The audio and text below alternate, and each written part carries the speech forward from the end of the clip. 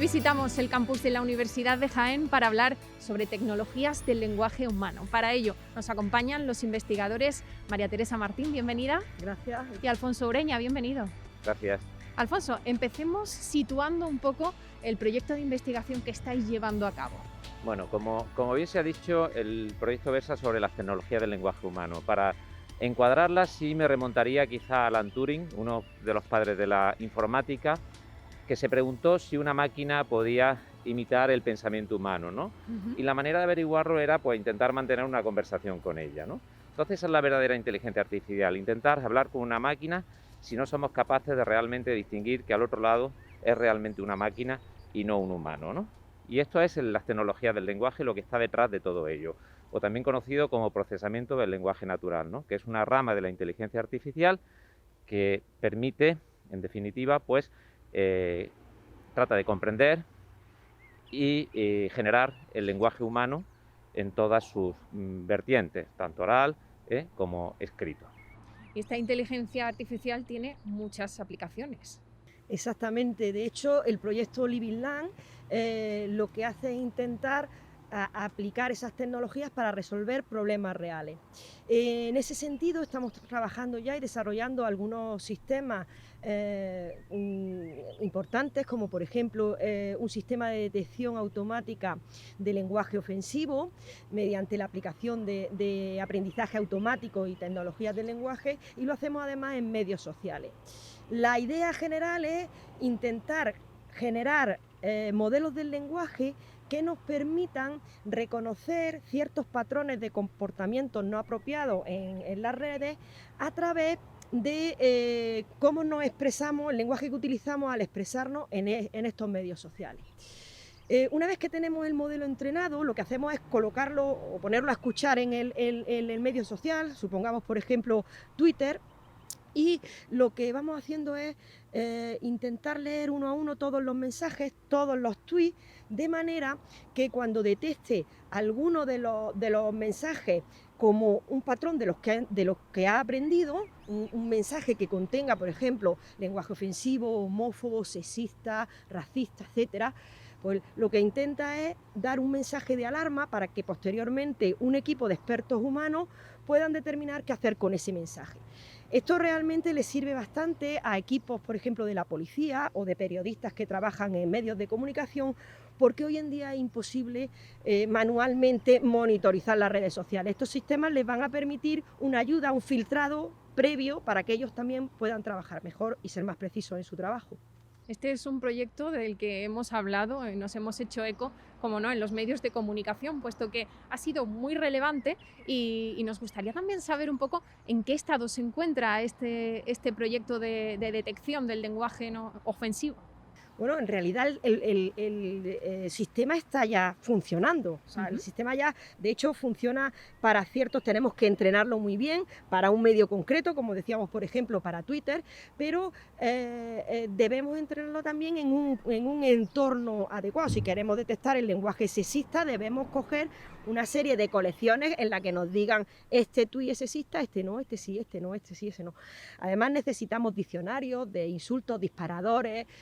Quizás os habéis hecho eco por el tema de Fiero, ¿no? Que teníamos un bot con nuestros colegas de Alicante que también participan precisamente en este proyecto, en el que se recogían todos esos insultos para alimentar el sistema. Y el sistema está funcionando y de hecho está en modo experimental, no está en explotación, pero sí que queremos sacar algún modelo para ponerlo directamente en explotación y que esté funcionando para la sociedad en general. Esta sería una de las aplicaciones y hablábamos de que hay otras muchas, ¿verdad? Hay más aplicaciones precisamente porque el objetivo del proyecto es generar una plataforma que nos permita incluso detectar alertas tempranas en diversos dominios y aplicaciones, porque el objetivo y en el ámbito en el que trabajamos dentro del grupo es aplicar las tecnologías del lenguaje para hacer la vida más fácil, en definitiva, es decir, aplicar todo este tipo de tecnologías. Otro ejemplo de ella, aparte de las que bien ha comentado Maite, está también el envejecimiento activo, es decir, utilizar las tecnologías del lenguaje para ayudar a personas en este tipo de situación, no solamente en la soledad que pueden estar, sino también pues para intentar pues acompañarlas en esta tarea pues mediante asistentes conversacionales, ¿no? Es decir, asistentes que son capaces de establecer un diálogo de preguntas y respuestas, incluso dentro del contexto social de la persona, ¿no? Y que sea capaz también de detectar situaciones, por ejemplo, de degeneraciones cognitivas que puedan tener esas personas mayores. Ese es uno de los ámbitos en los que estamos trabajando, además también de la inclusión social, pues mediante lo que es la lectura fácil, ¿no? Es decir, desarrollar sistemas que sean capaces de incluir las personas con discapacidad para que puedan leer textos, puedan leerlos, puedan comprenderlos, también si son orales, simplificándolos.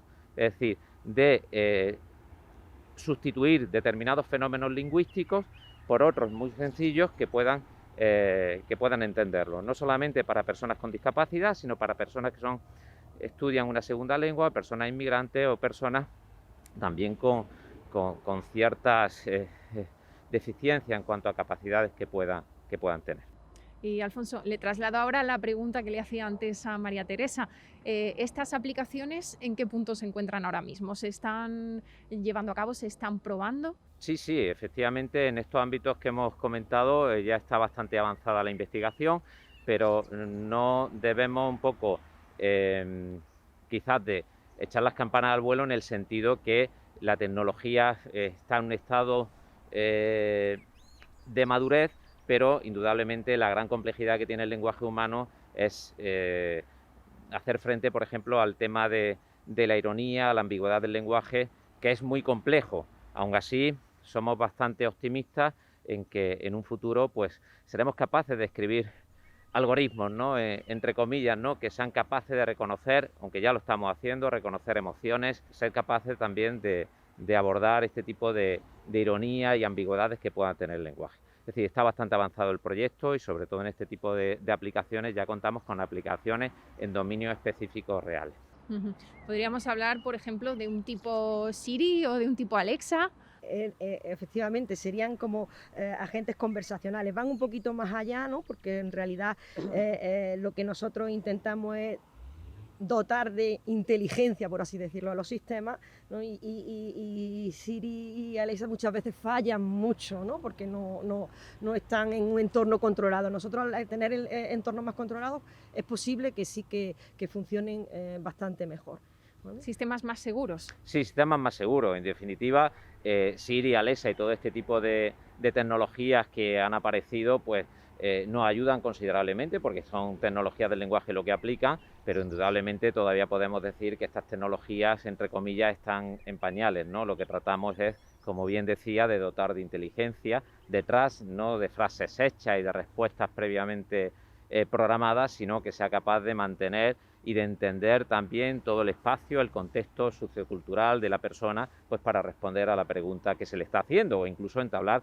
una conversación, no solamente preguntar y responder, sino que sea capaz de mantener como lo hacemos los humanos. Ese sería, por así decirlo, el objetivo principal de este tipo de asistentes conversacionales, más allá de lo que serían los asistentes virtuales que representan, en este caso, como Siri, Alexa o Google Assistant. ¿Y se han probado ya estos asistentes conversacionales en estos grupos que hablábamos antes? Sí, se están probando en dominios muy específicos. Precisamente estamos abordando determinados proyectos en el envejecimiento activo con el objetivo también de ayudar en este tipo de situaciones. Pero insisto que son en dominios todavía muy específicos, no son dominios todavía abiertos, sino sobre todo para intentar también detectar pues a lo mejor una degradación en cuanto a actividades cognitivas de la persona y que sean capaces de levantar la alerta en ese tipo de situaciones. Podemos decir entonces que estamos hablando de un grupo de investigación que lleva a cabo proyectos muy amplios y que tienen también un recorrido muy grande.